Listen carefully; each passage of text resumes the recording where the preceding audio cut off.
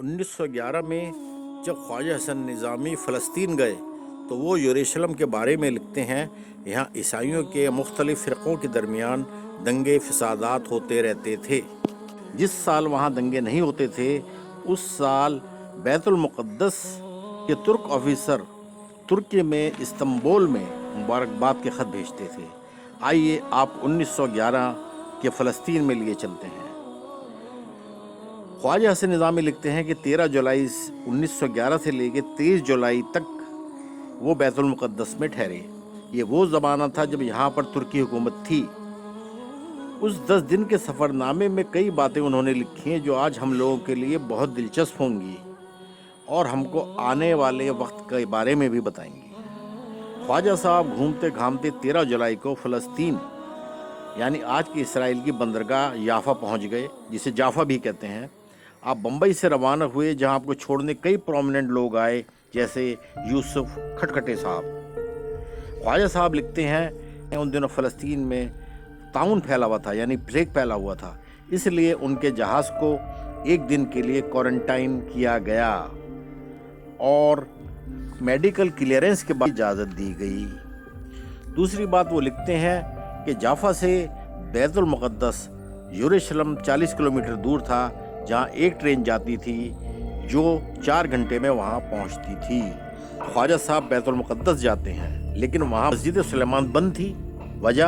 वजह ये थी कि वहाँ पे कुछ अंग्रेज़ों ने वहाँ के कुछ एंटिक चोरी कर लिए थे, जिसकी वजह से वहाँ का एक तुर्किश गवर्नर जो था वो सस्पेंड हो गया था। मस्जिद अक्सा के बाद आप हज़रत ईसा के चर्च देखने जाते हैं, जहाँ का केयरटेकर एक मुसलमान था जो कि एक तकिया था और वो चर्च की देखभाल का जिम्मेदार था। आप यहूदियों की वेलिंग वॉल का जिक्र भी करते हैं। आप मस्जिद अक्सा का जिक्र करते हैं, जहाँ हमको कुछ अजीब बातें पता चलती हैं। वो लिखते हैं कि यहूदी मस्जिद अक्सा में इसलिए नहीं जाते थे क्योंकि वो समझते हैं कि यहाँ तौरात यानी तोरा दफन है, उनके जाने से उसकी डिसरेस्पेक्ट होगी। दूसरी बात वो जुम्मे के ताल्लुक़ से लिखते हैं। वो लिखते हैं कि खुतबा अरबी में होता था और हर नमाज से पहले एक कारी कुरान पाक की आयतें पढ़ता था। इसी तरह नातें और कुरान पाक वहाँ के मीनारों से पढ़े जाते थे। फिर खुतबा शुरू होता था। इस खुतबे में हज़रत गौस आज़म का नाम भी आता है। वो आगे लिखते हैं कि मस्जिद अक्सा में काजियों और मुफ्तियों के लिए एक तख्त रखा जाता था। वो समझते हैं कि ये इस्लामी वैल्यूज़ के ख़िलाफ़ है। इसी मस्जिद में नमाज जुम्मे के बाद एक मरहूम की नमाज गायबाना यानी उसके सवाब पहुँचाने के लिए एक एब्सेंटिया सलात होती है। ख्वाजा साहब कहते हैं कि हिंदुस्तान में भी इसका रिवाज होना चाहिए, यानी एक अच्छी बात भी है कि बुरी बात भी है। ख्वाजा साहब लिखते हैं कि मैं बाद में हज़रत ईसा के चर्च ऑफ नेटिविटी यानी जहाँ पर आप पैदा हुए थे, जिसको हम बैतुल लहम कहते हैं, वो भी देखने जाते हैं। हज़रत ईसा को मानने वाले फ़िरक़े कैथोलिक, ऑर्थोडॉक्स, ग्रीक और दूसरे फ़िरक़े आपस में दंगा फ़साद करते रहते हैं। वो लिखते हैं जिस साल फ़साद नहीं होता उस साल तुर्क ऑफ़िसर इस्तांबुल में मुबारकबाद का ख़त रवाना करते हैं कि जनाब मुबारक हो, इस साल कोई फ़साद नहीं हुआ है। ख्वाजा साहब हिंदुस्तानी अंग्रेज़ों का मजाक उड़ाते हैं। आप तो शिया सुन्नी फ़साद की रट लगाए रखते हैं, लेकिन देखिए आपके यहाँ क्या हो रहा है, अपने गिरेबान में आप मुँह डालिए।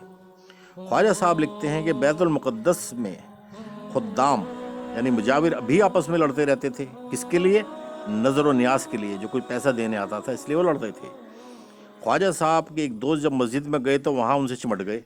उन्होंने हुनूद यानी हिंदुस्तानी चिल्लाना शुरू कर दिया, लेकिन जब ये शोर बाहर गया वो वहाँ के मुसलमानों ने उसको यहूद समझा और फ़ौरन मस्जिद में भाग को मदद के लिए आ गए। बाद में पुलिस उन मुजाविरों को पकड़ कर ले गई। वो आगे लिखते हैं कि मेराज की रात यानी मुसलमानों में एक मेराज की रात को बड़ा मुक़द्दस माना जाता है। ख्वाजा साहब की कोशिश से वहाँ मुंशी अब्दुल लतीफ़ रतलामी ने गवर्नर की इजाज़त से उर्दू में एक नात पढ़ी, यानी एक उर्दू में एक नात पढ़ना एक हिंदुस्तानी मुसलमानों के लिए एक एजाज़ की बात थी। वो लिखते हैं कि शब मेराज को मस्जिद 10 बजे बंद हो जाती है, जो कि एक अजीब बात उनको लगी।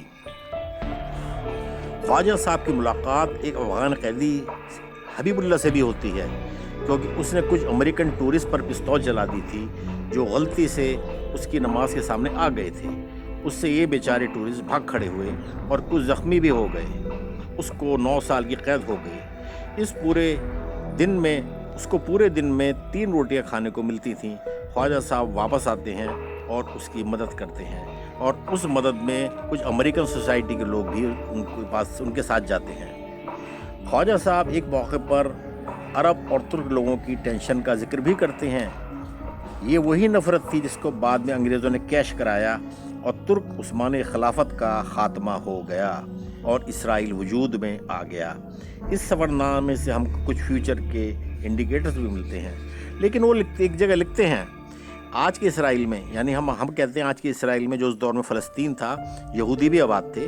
ख्वाजा साहब की अबवाल शाद नाम के एक यहूदी से मुलाकात हुई जो कि तुर्क हुकूमत और यहूदियों के इत्तेहाद पर यानी यूनिटी पर जोर दे रहा था। उसने उम्मीद जाहिर की कि फ्यूचर में मुसलमान और यहूदी इकट्ठे हो जाएंगे और एक कौम बन जाएंगे। अफसोस, अगर हम आज 2023 और 24 की तरफ देखें तो इसराइल और हमास की जंग की तरफ देखें तो हमें इसका बिल्कुल उलट लगता है।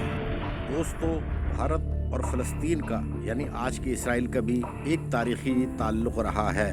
हमारे बुज़ुर्ग लोग फ़लस्तीन जाते रहे, बैतुल मुक़द्दस की ज़ियारत करते रहे। उन्हीं में से एक बुज़ुर्ग थे बाबा फरीद। उन्होंने वहाँ पे जाके चिल्ला किया, यानी 40 दिन का मेडिटेशन किया, और उसकी याद में वहाँ पर एक चिल्लागा बनाई गई जो बाद में एक मुसाफिर खाना बन गया, जो कि हिंदुस्तानी मुसलमानों का एक स्टेइंग पॉइंट था, और तारीख़ी तौर से लोग वहाँ जाते थे और ठहरते थे। हमारे ख्वाजा साहब भी, क्योंकि निज़ामी सिलसिले के, चिश्ती सिलसिले के बुज़ुर्ग थे, वो भी वहाँ जाके ठहरे।